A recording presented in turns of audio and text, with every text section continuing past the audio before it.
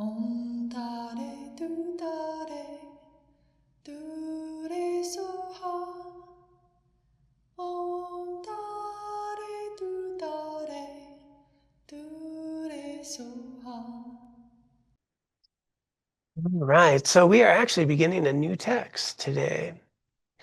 We just wrapped up, I don't know, a year and a half or so on the last one, so I'm sure everybody has it memorized, and no problem there.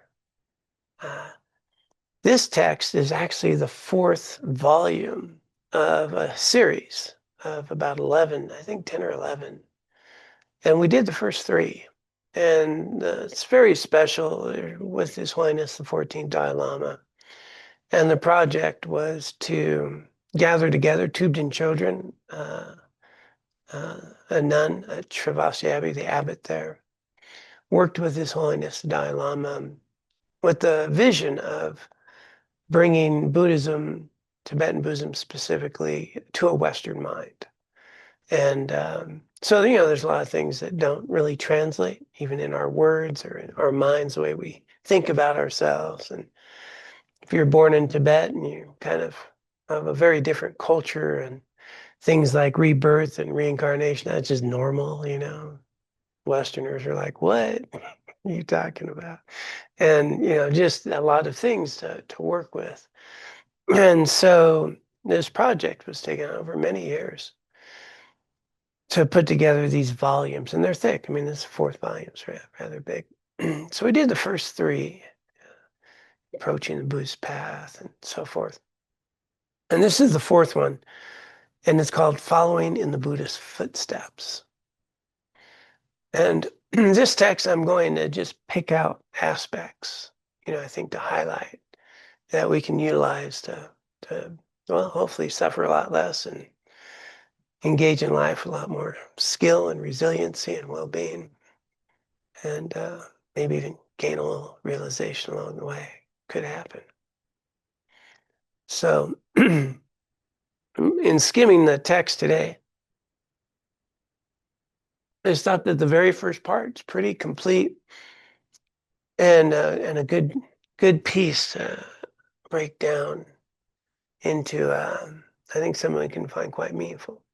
So we'll see if I'm right in a few minutes. All right. So the first section is really about refuge. We just did a refuge prayer. Some of you anyway did. And if you're new, just a reminder, you don't have to be Buddhist to be here. Matter of fact, the Buddha wasn't Buddhist, pretty sure. He had a quest to see if all this suffering was necessary or not. And that was his journey.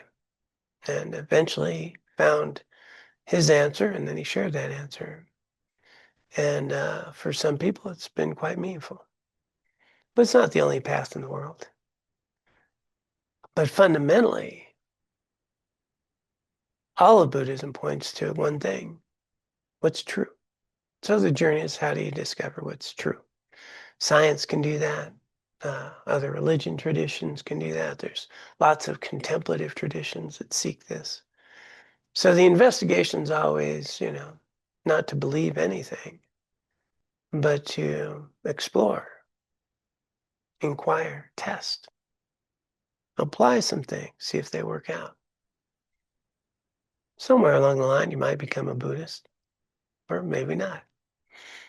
But you might also discover a lot of skills that work for you and whatever label that works for you as well. So I just always want to bear that in mind. There's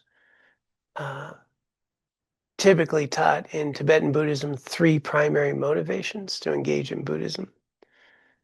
And one is, and this is from a culture that recognizes rebirth, India and Asia, and, just, yeah, of course, it's not my first life.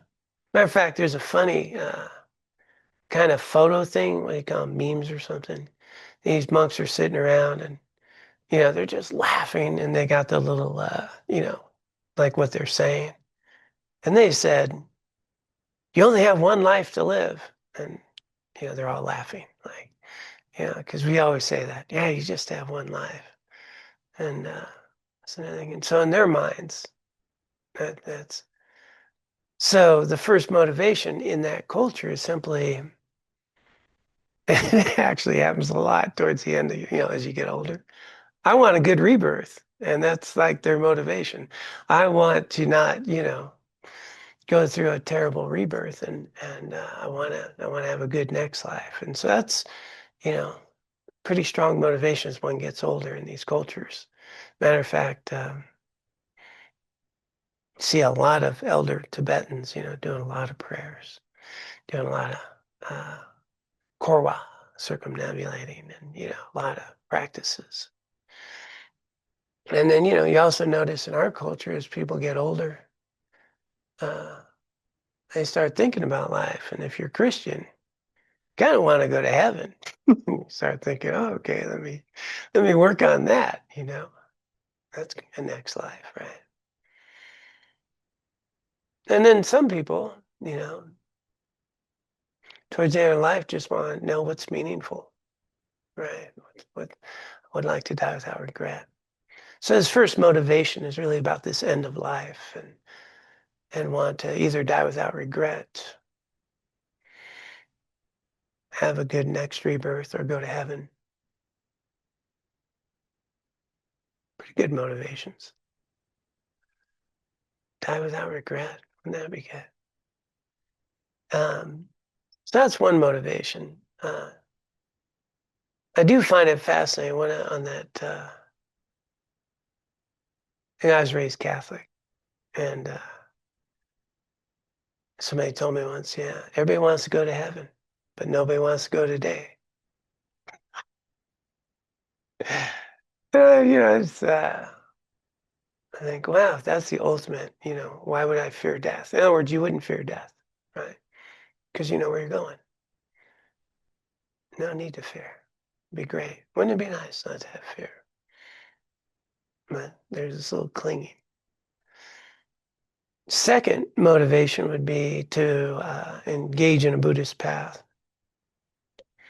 It would be to be free from samsara, free from a cycle of rebirth, attain nirvana, and be free. Pretty good motivation. How'd you like to be free from all mental and emotional suffering forever and not be subject to karma? Pretty good motivation. So that's a real foundational practice, Theravada Buddhism. And then the next motivation is Mahayana motivation, which we actually just recited for those who did recite. To engage in a bodhisattva path for the benefit of all beings, that I want to devote my life to cultivating enlightenment so I can help free all beings from suffering. Big motivation. Bodhicitta, great compassion. Generally, you have to work up to that. So those are the common three. And what I've found is most of the time, most humans I've ever met don't have any of those three. You know what we really have as humans? I would like to suffer less. And I'd like to have a little more joy in my life, a little more resiliency. And I'm pretty sure that's the primary motivation of most human beings, whether they're sitting in a Buddhist teaching or not. And that gets us here. Most people show up at any kind of spiritual journey as seeking some relief and more meaning and purpose and joy in your life, right?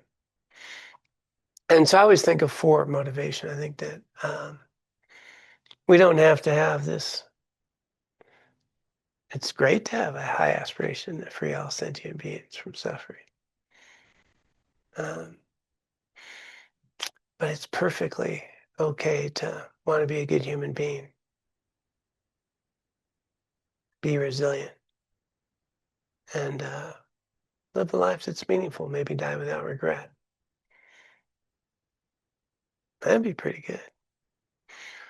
So the point is to meet yourself where you're at and don't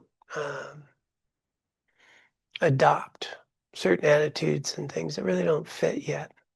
Maybe they'll fit later. Maybe they'll fit later.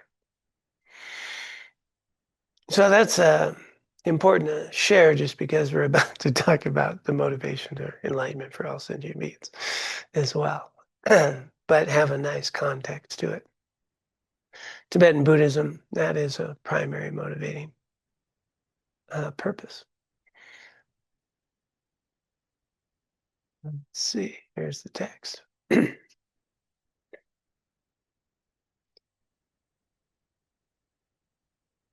Trustworthy spiritual guidance. It's a pretty good start. What makes our spiritual practice Buddhist? It is not merely doing practices taught in Buddhist scriptures. For some of those practices, such as refraining from harming others, cultivating love and compassion, and developing concentration, are also found in other religions. Doing these and other practices with a mind that has taken refuge in the three jewels is the key that makes these practices Buddhist. Taking refuge means we entrust ourselves for spiritual guidance in the Buddha, the Dharma, and the Sangha. Based on knowledge of their qualities, we choose to follow their guidance. So the three jewels, the Buddha, the Dharma, and the Sangha jewel. The entrance to the Buddhist path, our ultimate goal is to become the three jewels ourselves. To do this, we need to rely on the guidance of the three jewels that already exist to actualize the Dharma jewel, which, as true cessation and true path, is the ultimate refuge in our own mind stream. We take refuge in the Buddha as the one who taught the Dharma, and in the Sangha as the ones who have actualized some true cessations and true paths in their mind stream. So, here's the point, and it can be reframed. This is a Gelug presentation, so that's a lineage that I was ordained and monastically trained. And it's pointing out that we want to actualize, basically our own awakening, which is always presented as we all have Buddha potential. It's all, we all have the potential. Everybody here can be awake. In Nyingma and Kagyu, they would present it as it's already there. You're already okay. Buddha nature is already present. You don't need to achieve anything. You just need to recognize it. So presenting that in this taste would be, we use these teachings to recognize our actual refuge is already here.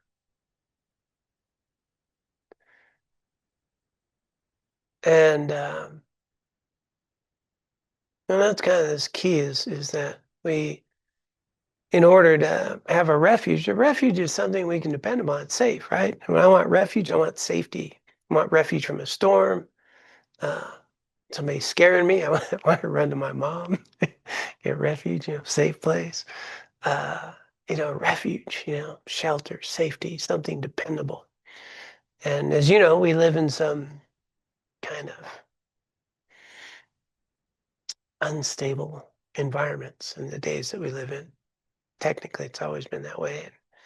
So what can you depend upon? What can be a refuge? What is reliable? What is safe? So when you're thinking about refuge, taking refuge, you only want to take refuge in something that's dependable, reliable, right? If I'm going in for surgery, I'm going to check up on the doctor, like what's the recommendations, what, you got a license, have you done this before? I want some reliability here. And, it's interesting. Sometimes people do more research to buy a car than they do for their spiritual teachers, I mean, wow. Matter of fact, I was just analyzing all kind of tires. I was helping someone get tires the other day. A lot of research. And, think about what we research, and then are we researching a path? Are we researching a spiritual teacher or a guide, or is there, so-and-so's pretty well known, you know? I mean, I can just fling out the Dalai Lama's name, tell him, yeah, Dalai Lama, he wrote this, yeah. To trust in that. Or should you? Have you met the Dalai Lama? Have you checked up on him? Have you listened to any talks? Have you tested any of his teachings? And so often we'll just kind of go with, well, a lot of people do. And so that's the key here that is going to be unpacked, is for us to actually have a dependable refuge. No, we need to check. We need to test it. It needs to make sense. It needs to work in my life. And I need to check the credentials of the teachings and the teacher. So in this case, His Holiness and Venerable Thubten Chödron. Check them out. And then we might start getting some sense of something that's dependable and helpful. But when we talk about taking refuge in the Buddha, the Dharma, and the Sangha, it's, essentially we would rely upon someone who taught a path and that his teachings were reliable. And then the teachings themselves, the Dharma jewel. And I think,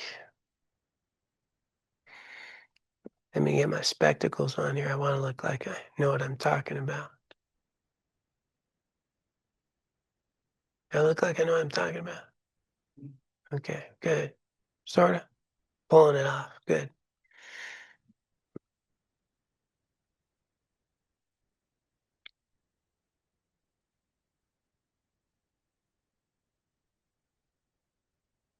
No, I didn't say it yet. Okay. I read it earlier. We're coming up to it. So taking refuge is not simply reciting, I take refuge in the Buddha, Dharma, and Sangha with our mouths. It involves an internal commitment to our spiritual practice that motivates us to humbly seek spiritual guidance. Refuge is to be lived each moment so that all the practices that we do are directed towards actualizing the Dharma jewel in our mind stream. When we have done this, we will have genuine, lasting joy and fulfillment, and our lives will have become highly meaningful. To attain nirvana, we must start practicing now. Based on his own experience, the Buddha taught a path in accord with reality. He did not teach anything illogical or contradictory to the laws of nature or the way things are. Through his teachings and his living example, he demonstrated the ability to eliminate unrealistic and harmful mental states, such as ignorance, animosity, and attachment. So that's the three poisons, right, that give rise to everything. So how to eliminate them from their root and develop good qualities limitlessly. All of this accords with the way things function. And by practicing the Buddha's instructions, we can verify the path to awakening and its resultant awakening through our own experience. Some people read the biographies of the Buddha or other Buddhist sages and, inspired by their sublime lives, follow their teachings. That's wonderful. But the most important reason for following the Buddha's teachings is that we have studied and investigated them and have found them to be reliable and effective. In this way, we confirm for ourselves that the Buddha's philosophical teachings are the result of deep contemplation, sincere practice, and genuine meditation. They are they were not made up quickly to impress others. The faith that arises from understanding the teachings is stable and reliable, whereas the faith that derives from admiration of the Buddha's life or amazement at his supernormal abilities can easily change. It is said that taking refuge in the three jewels is the excellent door for entering the Buddhist doctrine. Yeah, I'm going to pause there. So again, this is from the very start. If we're to have any kind of a refuge, anything that we feel safe in, we need to have like experience with it. We need to test it, and being dazzled, and inspired, that can get you around for a little bit, and but then that fades, and then at some point you're gonna need some effort. You're really gonna need some effort, and if I don't have a real sense of faith in what I'm doing, it's gonna be hard to have that effort. It's easy to have faith when it's all good, but when things get challenging or habits come up, and it's so easy to revert back.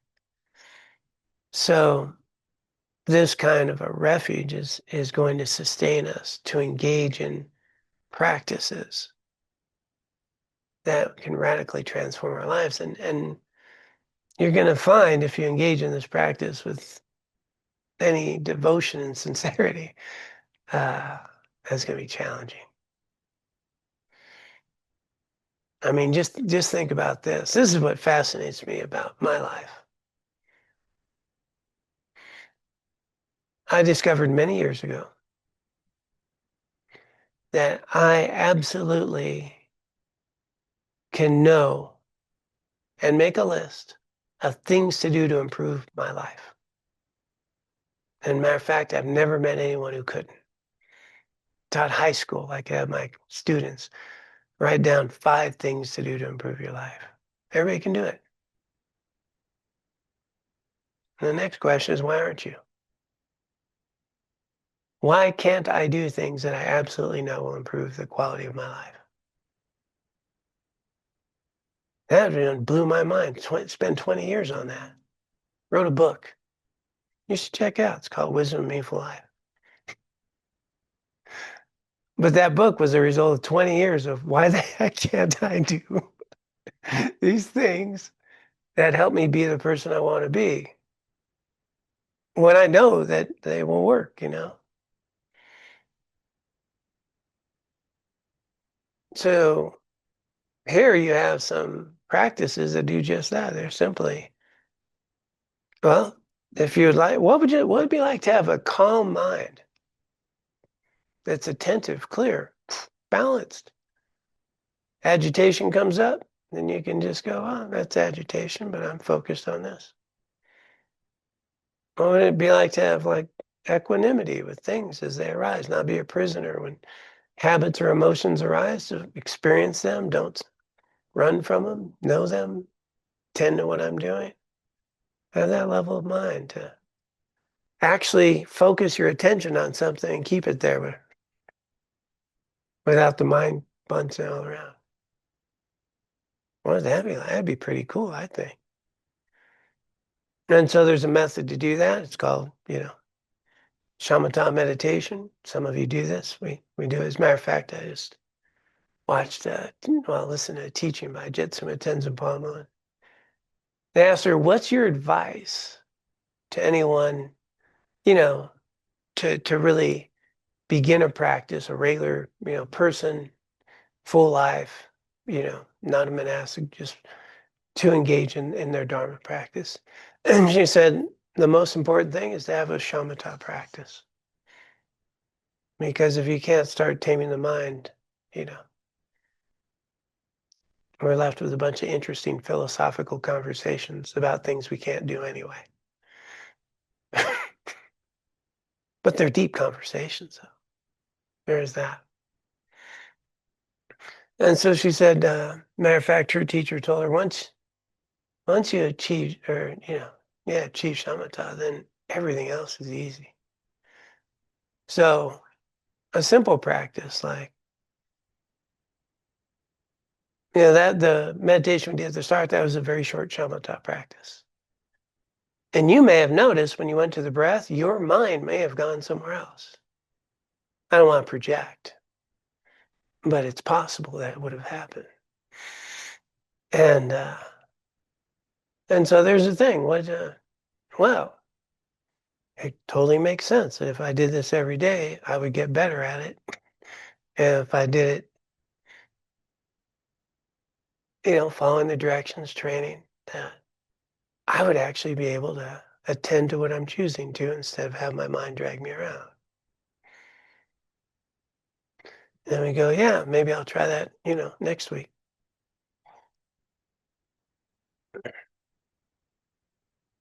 So there's this, conditioning that we have that it's challenging to overcome. We've been doing it for a long time. And so when you think about something that simple as just doing something that's healthy for yourself, like New Year's resolutions, how quickly my effort can fade away, even though it's something I was so certain would be really valuable for me. So you start to notice, well, I need to do some effort. Well, what's going to actually give me that drive to put in the effort to do something that I know would give me a life I'd like to live and a person I'd like to be? Because, I can watch funny dog and cat videos on Facebook. You ever see those? Really? Like cats and dogs, they get all, the cat won't let the dog go by, won't go downstairs. Big old dog, all scared of a little cat. Oh, yeah, I can get into that.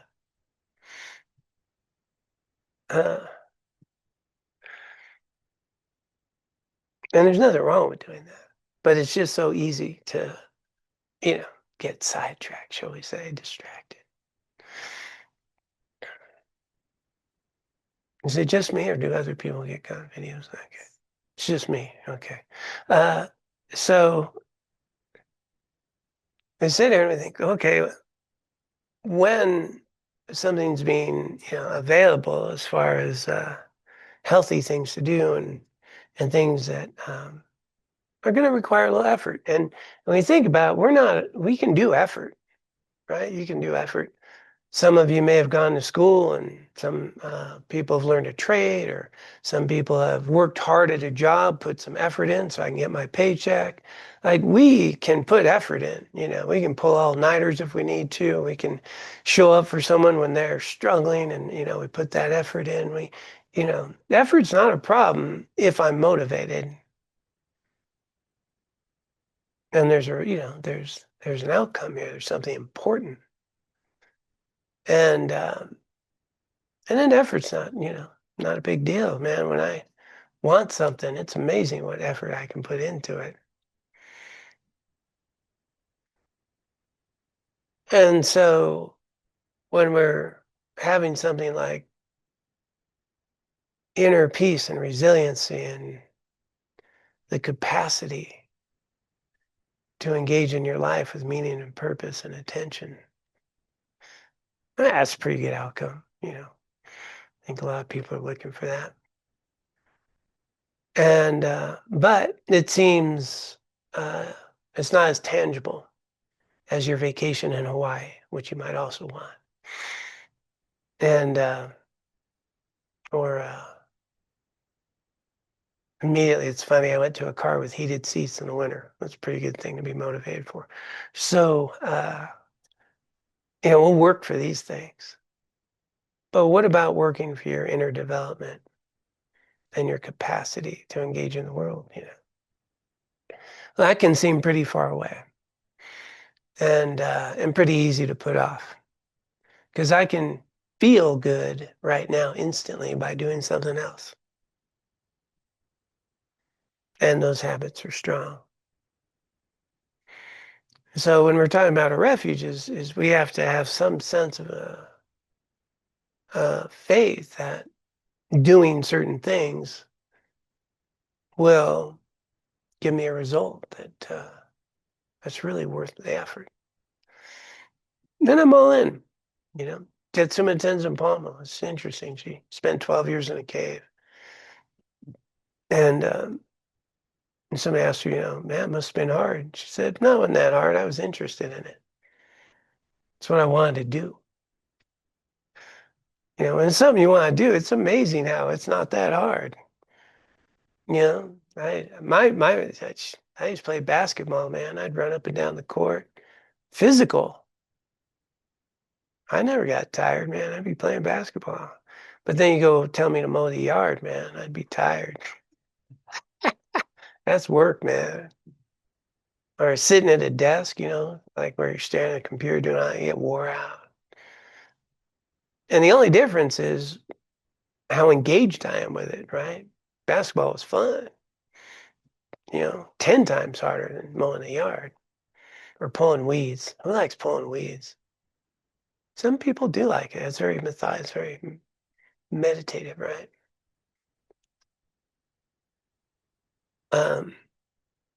Yeah. What were we talking about? So this motivation, if we're going to have the capacity to put effort into doing healthy things in our lives, we really need to have some sense that's meaningful, that it's effective as work. That's why refuge is so important, is checking things out, testing it out, and don't go all the way in. Put your toe in the water. Try this out a little bit. Does that work? Is this more helpful? And then I'll do it a little more. And, let things unfold and check it out. And but then again, the other side of that is I don't want to just do a little and didn't get a result and then quit. Some people will meditate 2 or 3 times, go, man, my mind's too busy. I can't meditate. Which is kind of like saying I have cancer, so I don't have time to engage in the cure. My mind's too busy. Well, that's why you need to meditate. And so you won't be. And so,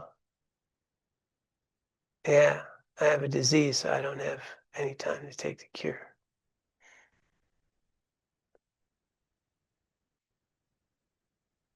So you need to give it a real test, right?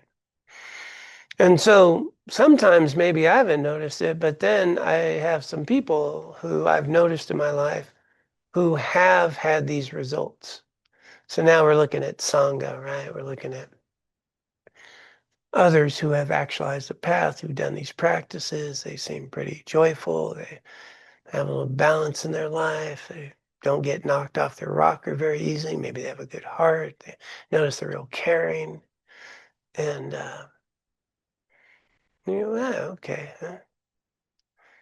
that's pretty good. I have some confidence. And then, Buddhist teachings, the teacher that gave rise to these things. And so, sometimes we need to look at examples. And then that'll give us some inspiration. So as we think about refuge, Buddha, Dharma, Sangha, we're really looking at the most important refuge, and that's what I was looking for in here, is the Dharma. So the Dharma, I didn't say Buddha Dharma, I said Dharma. Dharma is found in everything. Dharma is the nature of things, truth, reality. And so discovering reality, discovering true causes of suffering, true causes of happiness, discovering how we exist, Dharma, are practices and realizations that lead to reality. And that was the reference in there. Accord with reality. And the fundamental premise of Buddhism is that we suffer because we are discordant with reality. And if I wasn't, I would not have all this mental and emotional suffering.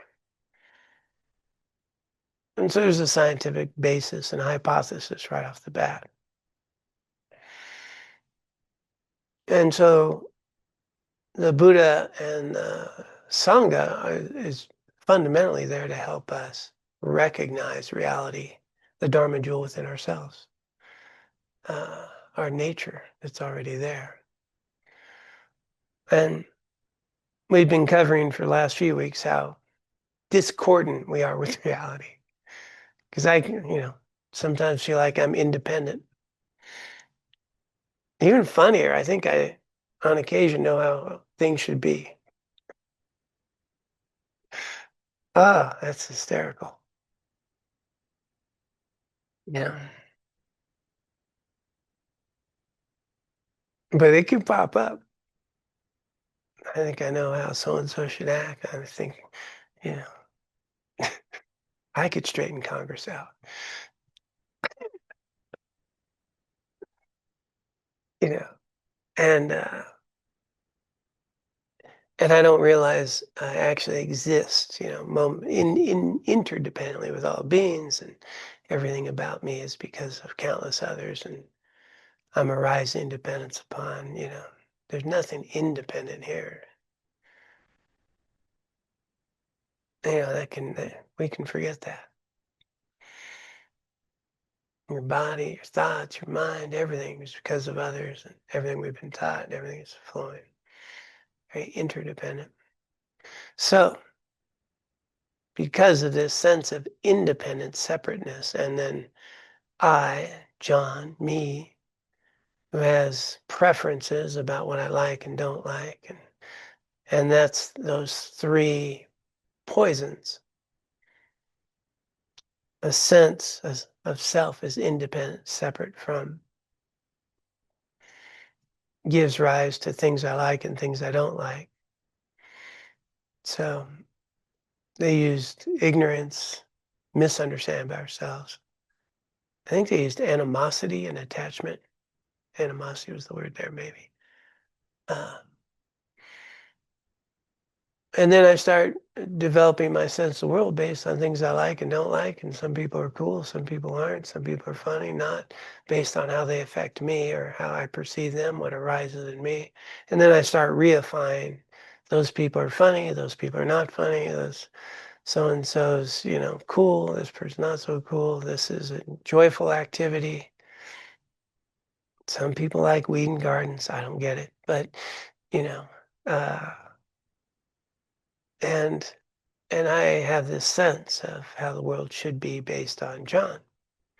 And I like the people who agree with me. And the people who don't, man, they're just idiots, right? Really? Can you believe that guy? But from his side, everything he's saying makes sense to him, and I'm an idiot. And we're both looking at the same thing. So I don't even understanding I'm having a subjective experience of the world. So out of this misperception, we get in all this trouble. And we create a lot of mental emotional suffering. And the fundamental principle here is, what if I actually understood that I'm arising in this moment right now due to a myriad, infinite amount of activities of others and causes and conditions I know nothing about that have given rise to the life I get to have in this moment, including, I always like to point out one of my teachers up here, Geshe Gyaltsen, you know, young boy, 10 years old, walking to a monastery and chose to go to Ganden Monastery, little 10-year-old boy, you know, about 90 years ago, affected my life. Who knew that one day I would meet this guy who's a Lama and lives in Long Beach, California, become my teacher. One day I'd become a monk because of a 10-year-old boy in the Himalayan mountains in Tibet choosing to go to Ganden. He was going to a different monastery. So you start to think about that, and you start to think about all these other things that happen in your life. Why are you sitting here in a building or online that was built by people you never met, using materials created by people you never met, using words that were taught to you in a language that was created by people you never met, and having DNA and all kinds of things popping up in your body from generations, people you never met, giving life to you. And I sit there and think it's my body. It was given to me and continues to develop because of others. So that's more accurate. And then I'm arising moment to moment, and I'm not who I was yesterday. Curious, but I'll be tomorrow. But it doesn't feel that way when we walk into the world, right? A sense of I and independent, who I am and what I've done. And don't even notice that I'm always in a state of becoming. So all of these teachings, all of these practices, the main objective is to understand ourselves, understand reality. And the hypothesis is the more you live in reality, the less suffering you have, because you don't misidentify causes of your happiness and suffering based on even how you think you are. And you can actually be who you are becoming.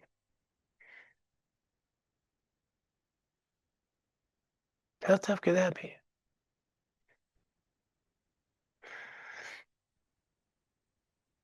So in order to engage in this, then, some people, very few people actually, find their way to teachings that will offer access to practices that help remove the obscurations that prevent us from recognizing our ultimate nature. It's already here.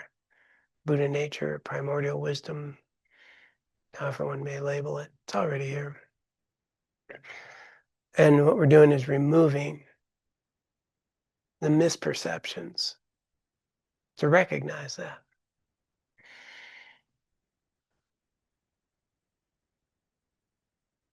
Now that sounds pretty cool, maybe. But then is it true, right? So we have to kind of dabble and test and check it out so we could develop a refuge. So the first 3 volumes, in the way this book now is presented, you'd already gone through all that. You're kind of getting at a point where you think this stuff might work. Now you'd be ready to take refuge. So that's the presentation here. So let's continue on here.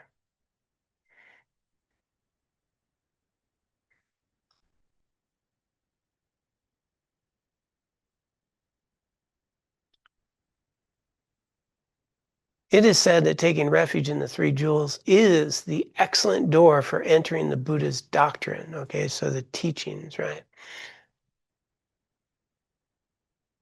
Renunciation of dukkha is the door for entering the path. Dukkha is the nature of suffering, of samsara. And so the key entry point to the path is when one actually has renunciation of samsara, which is basically renunciation of delusional, the delusional grasping in the world that we're living. And I'm not going to actually believe for a moment that that car with heated seats is going to be the source of my happiness. But it will provide a temporary pleasure in the winter. And to know the difference. So renunciation of samsara, of dukkha, is the door for entering the path. Bodhicitta is the door for entering the Mahayana path. And taking refuge establishes the spiritual direction we will take in life and leads us to learn and contemplate the Buddha's teachings.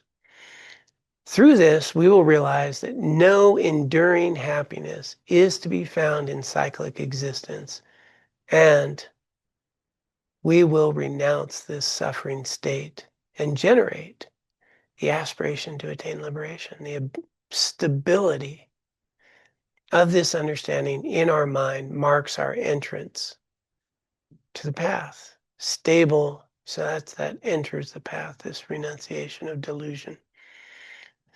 Stable bodhicitta is the door to enter the bodhisattva path that leads to full awakening, because only this altruistic intention to attain awakening for the benefit of all sentient beings will give us the strength of mind to fulfill the collections of merit and wisdom necessary to attain full awakening.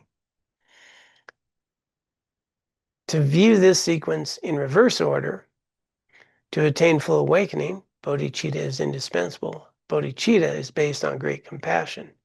But to feel great compassion for others, we must first have compassion for ourselves.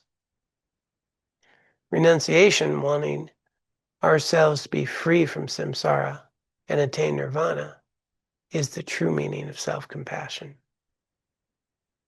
And that's important to remember. Compassion is about removing suffering. The greatest act of self-compassion is to stop doing the things that embed our attachments and connection to the sources of suffering of samsara. So liberation is the ultimate self-compassion.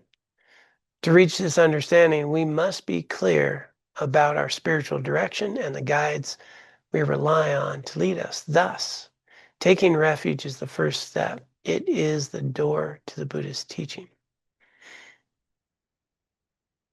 Oh, okay, we're finally getting to the verse I was interested in. I mean, it's all interesting, but there's one I was like, yeah. I was attached to it. Still am, I think. A little bit. Okay. To take refuge properly, correctly identifying and gaining a clear understanding of the three jewels is crucial.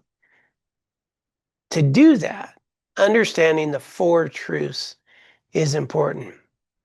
So hopefully this is what I've been talking about the whole time. So the four truths, by the way, is the Four Noble Truths of Buddhism. It's the basis of all Buddhist teaching: truth of suffering, cause of suffering, cessation of suffering, and truth of the path.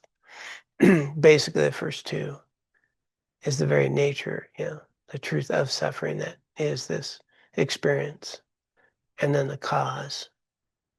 And then the next two are, how do we get rid of this suffering? You can be free, and here's how. So to do that, understand the four truths is important. And this is based on comprehending the two truths, veiled and ultimate truth. It's funny how we can just mix people up with a few numbers real quick. There's the four truths, and then there's these two truths, and those two truths are not the four truths, but there's these other two truths, ultimate and conventional. But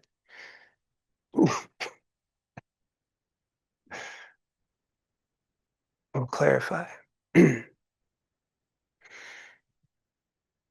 To do that, understanding the four truths is important. That would be the Four Noble Truths. And this is based on comprehending the two truths, veiled and ultimate truths. So sort of the conventional truth and what we call the ultimate truth is the empty nature of phenomena itself that we've been talking about for the last 3 weeks. So I don't want to bore you with those details, just the ultimate nature of reality.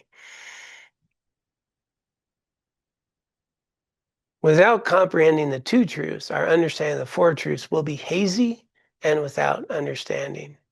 The four truths, our refuge in the three jewels, will not be stable. You may wonder how we can take refuge without understanding profound and advanced topics such as the two truths and the four truths of arias, emptiness, and dependent arising.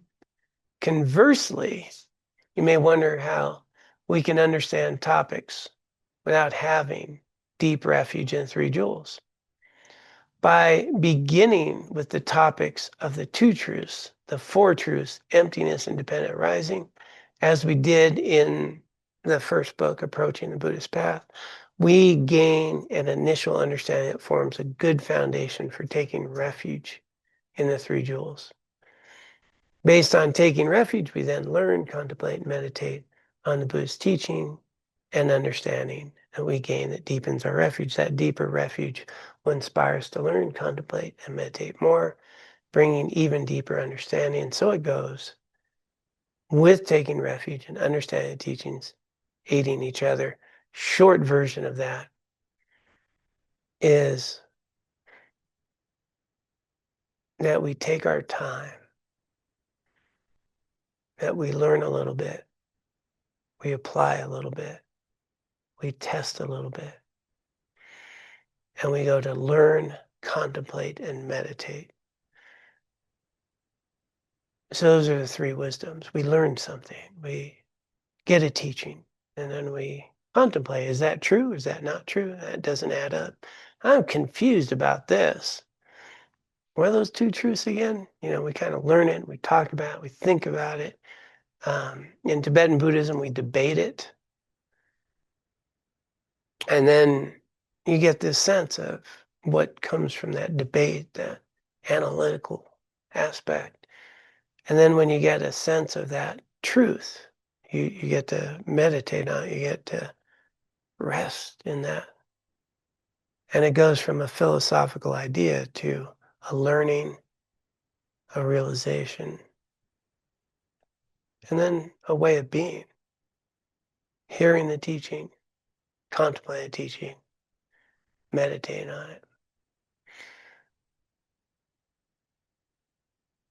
And if we test these things a little bit and we find they're meaningful, which, who's going through that list, basically you get brainwashed and eventually you wind up being a Buddhist and you stop having all these issues. But we need to lure you in with a little taste of how to suffer less. And yeah, microphone.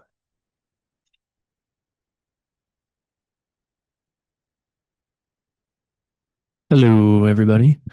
Um, I'm Ben, and related to this and what we're uh, pulling out from the text there is something that I don't think I've spent a lot of time with, but seems like an important key to this process. So the question would be, what does the renunciation of dukkha look like, and what might it not look like? Excellent. So when we're talking about renunciation, and I really always like to really renounce delusional thinking. So here's the source of my happiness, is in my relationship with this person, and I can't possibly be happy without this person. There's people who think that way, including myself. I've been there. Finding outside her window, just why did she dump me? It was hard. You laugh, but it hurt. So feel that pain. So the idea is that that's the source of my happiness, right? That would be delusional. So I'm renouncing the delusion that this person is the source of my happiness and well-being. And a reality would be when I'm engaged with this person and it's a healthy relationship, which, by the way, that's a whole nother world, that I'm understanding that how I experience this relationship has a lot to do with me and with this other person, and the conditions that are ripening, and understanding that the cause that gives rise to these sensations, for example, are within myself, and this person's triggering these experiences. But I'm filling in those details, right? When I find someone just wonderful and somebody else doesn't like them, right? But my delusional thinking is they are this wonderful person, instead of understanding I find them wonderful. And when I'm with them, I'm experiencing things as wonderful. And so from a sense of renouncing delusion, renouncing that if I get the right house, the right relationship, the right things, then I'm going to be happy, right? And that these external world, what they call the 8 worldly dharmas, which concern us as a primary source of our happiness, and those 8 worldly dharmas, or sometimes 8 worldly concerns, are think about what motivates us. We are motivated by gain and loss. I'm motivated to get what I want, and I'm motivated to not lose it. There's a lot of stress in my life around that. Right? I want to get this, and I don't want to lose this. Desire pops up. Pain and pleasure. I don't want pain, and I do want pleasure. Right? Motivated. I would like a good reputation. I'd like somebody to think well of me. And I don't want people to think I'm an idiot, right? It's bad reputation. And I'm motivated. I prefer praise to criticism. So if you kind of explore your life and you think about why we do anything, is there anything that you're doing in your life that isn't primarily motivated by getting what you want, or protecting or taking care of what you have so you don't lose it? Trying to avoid criticism, trying to have a good reputation, seeking, something pleasurable or something painful. We're going to notice that these 8 worldly concerns are going on all the time. We wake up. What's going to be good for breakfast? What will taste good? I would like to taste this. What should I wear today? What will people think of me? If I wear this or not wear that. And, think about how we're concerned about how people see us and all of that. So if we look at this motivating factors of these 8 worldly concerns, it will be very hard to find a time where you're not motivated primarily by one of them. But what a renunciate would do would be motivated by your ethics. I'm going to do the right thing, whether I get what I want or don't.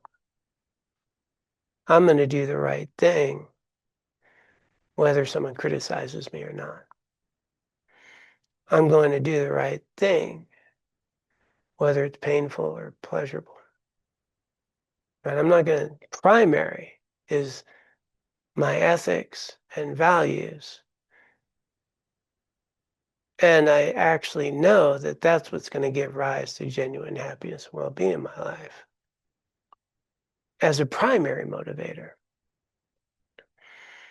Secondary motivators, I'd like to have a good breakfast. It's available. It's within my ethics. It's a nice breakfast, and so it's pleasurable. So coming from a basis of renouncing that my happiness and well-being is determined by the external circumstances of temporary pleasure or pain, versus recognizing that my well-being, meaning and purpose in life, is a result of my intentions, motivations, and activities in alignment with virtue.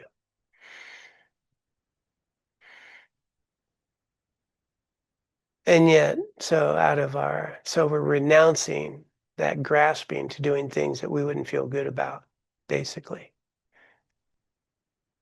And you're thinking, why didn't you just say that to begin with? It's a lot shorter. I'm thinking that. That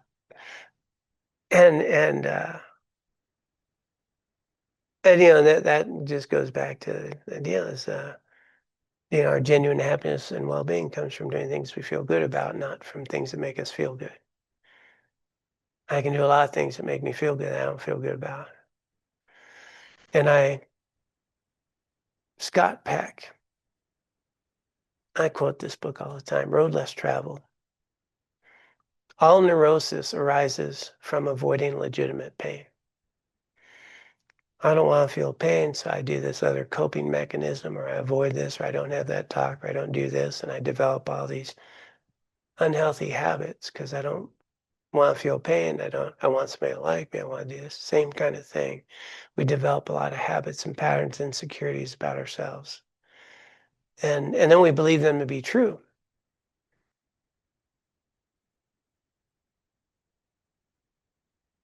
There's so much delusion. For example, have you ever thought you were lazy? Okay. Are you lazy? How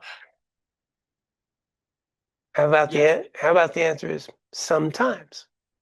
And sometimes I'm not. We have a lot of perceptions by ourselves. I just pick laziness because I had this whole talk on 3 types of laziness. But I could say that, I'm not a people person. And then he'd say, well, what about when you're with your friends? Oh, I'm a people person then. Then real people, especially if it's a potluck and they got food.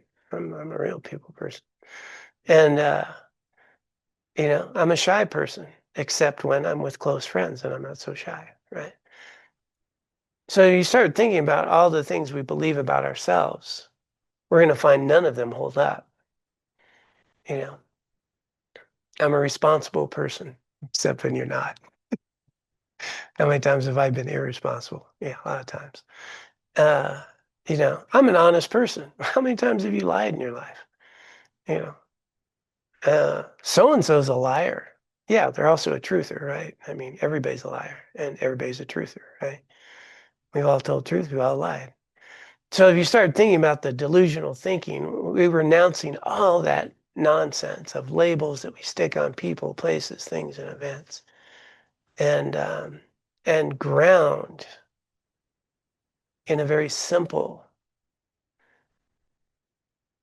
reliable basis of understanding that you're going to feel good about who you are when you do things you feel good about. And that's going to be a lot greater source of happiness and well-being than all the stuff we worry about, whether I get this job or have that title or that degree or, all those things that we get caught up in. To this day, almost nobody has ever asked me what my GPA was in college. And I was pretty damn proud of it. Worked hard for that. The least you could do is ask.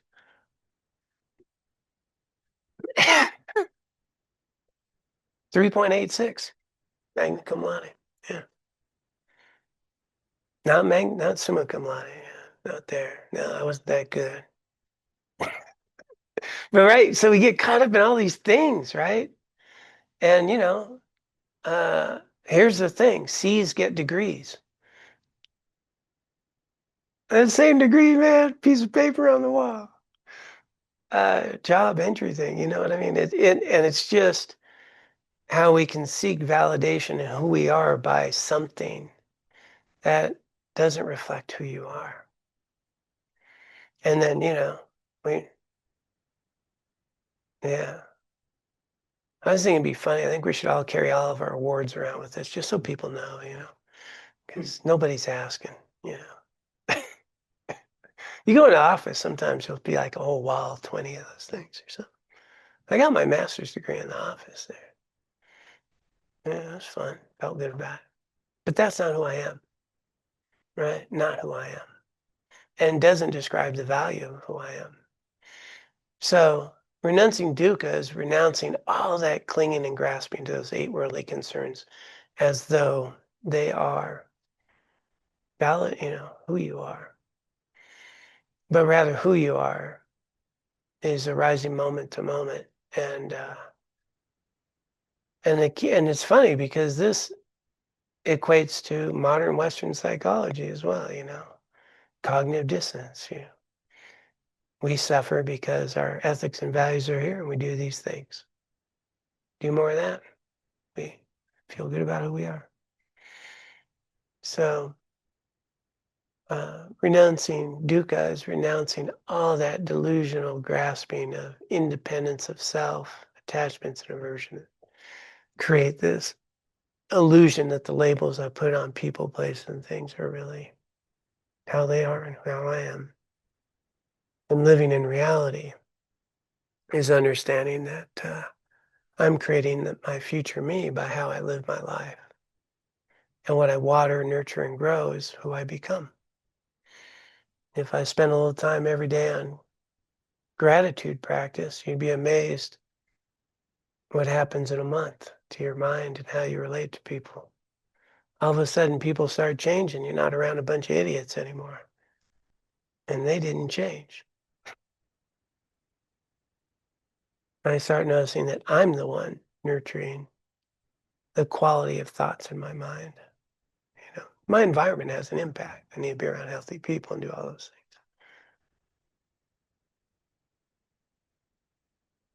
things. That helpful, Ben?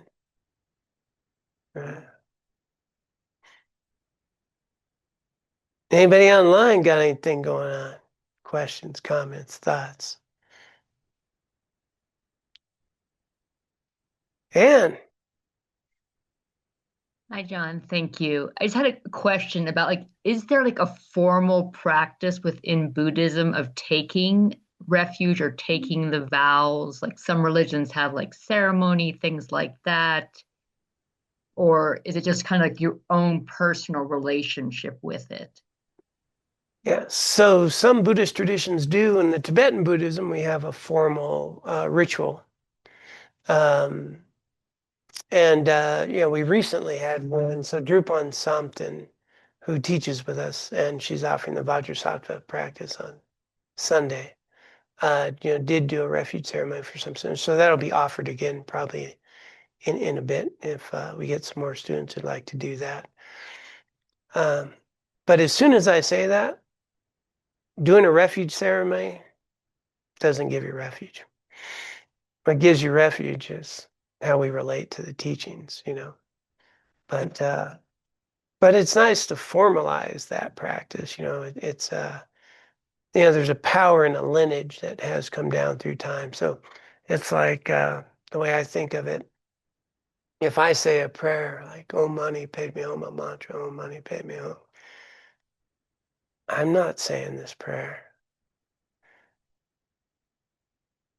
This prayer has arisen in my mouth because thousands of years of that mantra being said by countless people I've never met who eventually transmitted that mantra to where I learned that mantra. And it's coming out of my mouth, but it's arising with full force of the effort of everyone who's ever said that prayer. And there's a real force to that when I realize that. So when we're taking a refuge ceremony, you're taking a collective sort of commitment and vow and connection to all those who have engaged in that ceremony with you previous over, centuries. And, and that seed is part of who you become. And so that's nice. But you can also do that and totally not be a Buddhist because you go out and act, counter to Buddhism. But if you do it and you engage in it, wow, then it's really transformative. And you get a name, new name. Yeah. Forget what my first refuge name was. Tens and something. Yeah. Jangchub Chopal was my monk name. Yeah. And they're good names. You always get a good name. Jangchub, the enlightened mind, and Chopal, increasing Dharma, enlightenment, increasing Dharma. Good name. Yeah. I always give these good names because they're pointing to your Buddha nature that we have. It's already there. It's just helping you remember that.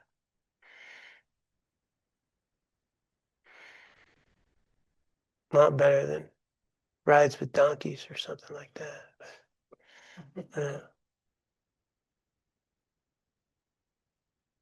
My biology teacher used to have a sign in his class.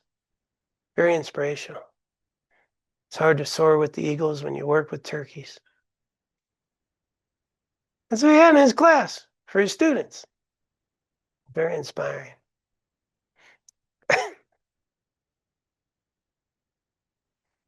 So I think, it's helpful to have an inspiring name. So, all right. Well, okay, Dana. I can't figure out how to raise my hand on this thing. Do you choose the name or do they choose the name for you?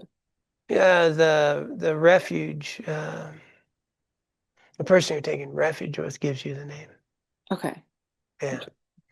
Yeah, and it's interesting. She got everybody's list, and there's sort of a process, and it comes to her. Yeah, yeah, yeah.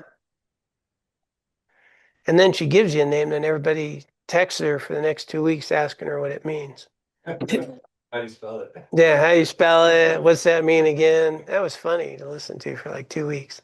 She'd give you a name, and she'd tell you what it means, and everybody's texting. What was that again? What was that? Yeah, it was pretty funny. Yes, Kevin. Microphone. Yeah. Yes, that comment actually prompts a question I've been thinking about.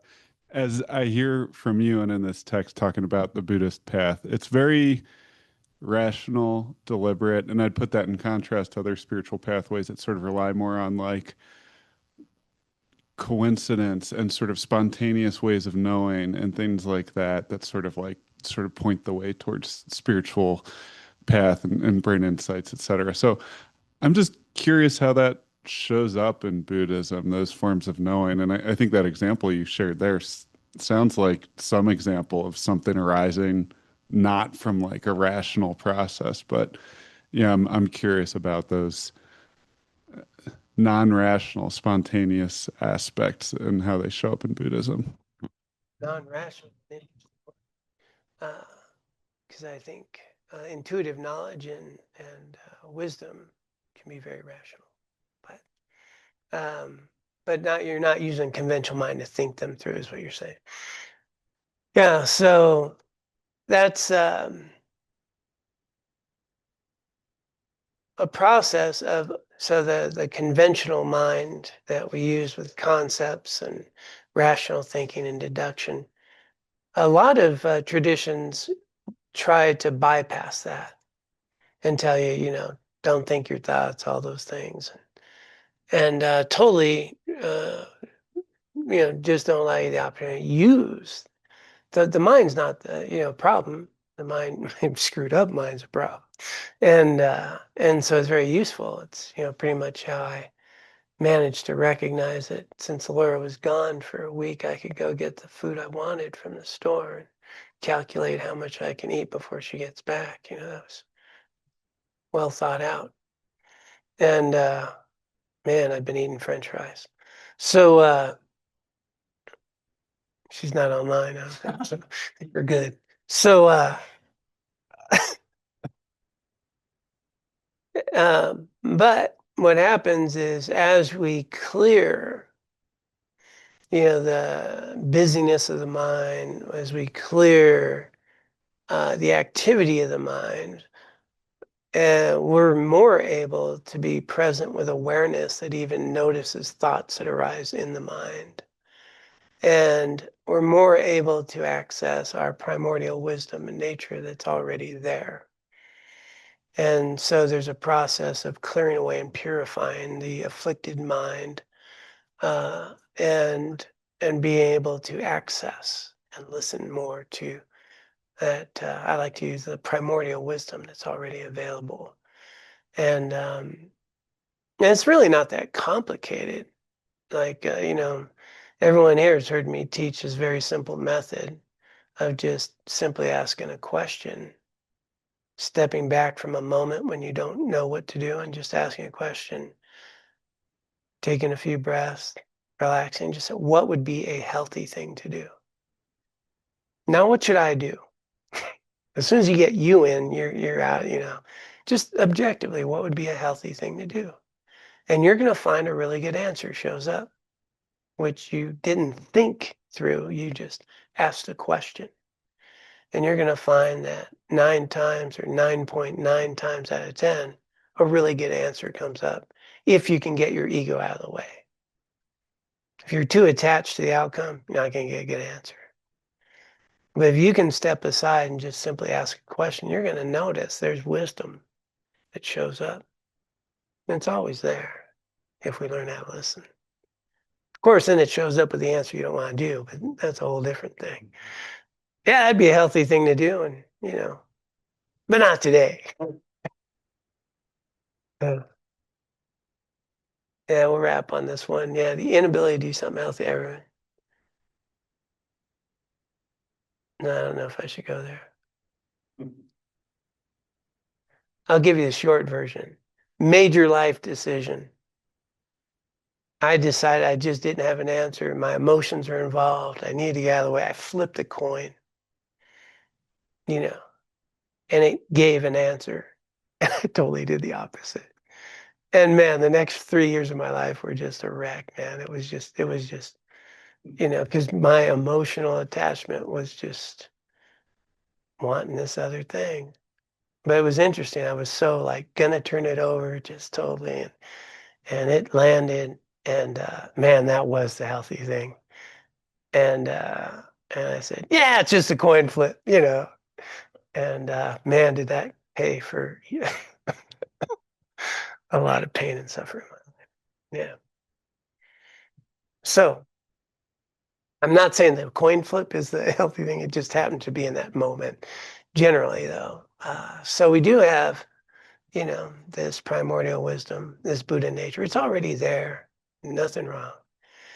But it gets afflicted by our desires, our attachments, all that. It gets in the way. All right. So with all that, let's dedicate the merit and wisdom of our time together. A lot of things we could have been doing on a Wednesday evening. And a lot of cat videos out there you have yet to see. And we've taken the time to come together to engage in teachings that help us cultivate our hearts and minds to live lives that are meaningful, productive, seeking a path of liberation from our own suffering and improving our ability to help others along the way. Incredible amount of merit there, so let us dedicate any and all merit from our time together for the benefit of all beings. May our efforts find their way into the world, alleviating suffering and cultivating the seeds of freedom and liberation for all beings.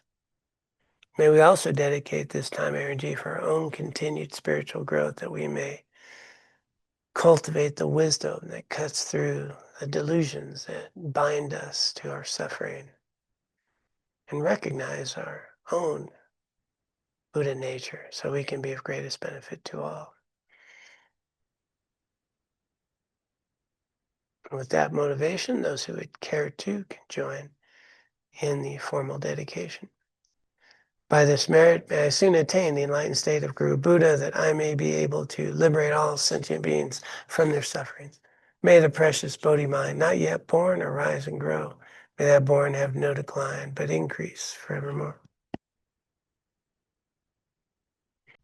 Om Tare Tu Tare Tu Re Soha. Om Tare Tu Tare Tu Re Soha. Om Tare Tu Tare Tu Re Soha. Om Tare Tu Tare Tu Re Soha.